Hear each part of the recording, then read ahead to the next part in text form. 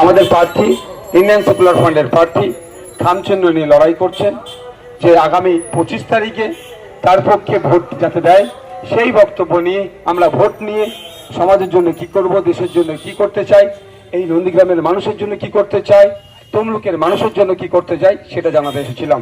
কিন্তু দুঃখের বিষয়, আমাদের সমস্ত স্তর থেকে যে সময় একটা প্রোগ্রাম করতে গেলে, জনসভা করতে গেলে যে সমস্ত পেপারস করে প্রয়োজন হয় সমস্তগুলো আমাদের কাছে ছিল।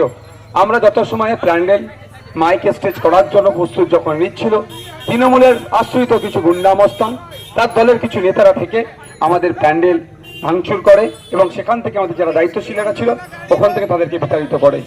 আমরা মারের বদলা মারের রাজনীতিতে পছন্দ করি না আর করব না, কারণ চোখের বদলে চোখ যদি তুলে নেওয়া হয় পৃথিবীতে একদিন তো সবাই অন্ধ হয়ে যাবে, সেটা আমরা চাই না। আমরা প্রশাসন বন্ধুদের কাছে, যেখানে উনি ওখানকার যিনি চার্জে ছিলেন সেই সাহেবের সাথে কথা বললাম, তিনি আশ্বস্ত করেছিলেন যে আপনারা থানায় যে একটা লিখিত জমা করুন, আমরা তাদের বিরুদ্ধে ব্যবস্থা গ্রহণ করব। তার আশ্বস্ত মতো আমরা ওখান থেকে থানায় এসে পৌঁছেছি।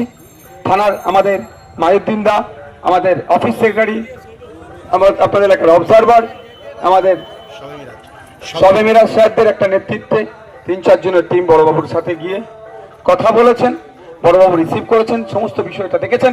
ইভেন বড়বাবু ওই রাস্তা দিয়ে সম্ভবত যাচ্ছিলেন বা তার অফিসাররা যাচ্ছিলেন, মন ছিল সেটাও তিনি নজরে ছিল। অর্থাৎ বড়বাবু এই জিনিসটাকে ভালো চোখে দেখছেন না, এই অন্যায়টাকে দেখছেন না। কারণ আগামীকাল এখানে তৃণমূলের আরেকটা মিটিং হবে, প্রত্যেকের গণতান্ত্রিক অধিকার, প্রত্যেকে প্র্যাকটিস করবে, ডেমোক্রেসিকে প্র্যাকটিস করবে যেটার মতো করে। আজকে তৃণমূলের আশ্রিত গুন্ডামস্তরা যদি মনে করে আইএসএফকে এই প্র্যাকটিস থেকে বাধা দেবে, এটা মনে রাখবেন, দেশের আইন বিভাগ ব্যবস্থার প্রতি আমাদের ভরসা আছে। যেটা ভাবছে ক্ষমতা আছে, দাদা দিদির হাত কাঁধে আছে, শুধু তাদের একটু বলে যেতে চাই এইখান থেকে যে আপনার জ্যোতিপ্রিয় মল্লিকের হাতেও কিন্তু দাদা দিদির হাত ছিল, কাঁধে ছিল। শাহজাহান শেখেরও কাঁধে কিন্তু দাদা দিদির হাত ছিল। উত্তম শিবুদের কাঁধেও কিন্তু হাত ছিল। ওইদিকে পার্থবাবুরও কিন্তু কাঁধে হাত ছিল এবং অনুব্রত বাবুরও কিন্তু দাদা দিদির হাতটা কাঁধে ছিল। তারা কিন্তু প্রত্যেকের আজকে জেলের ভাত খাচ্ছে।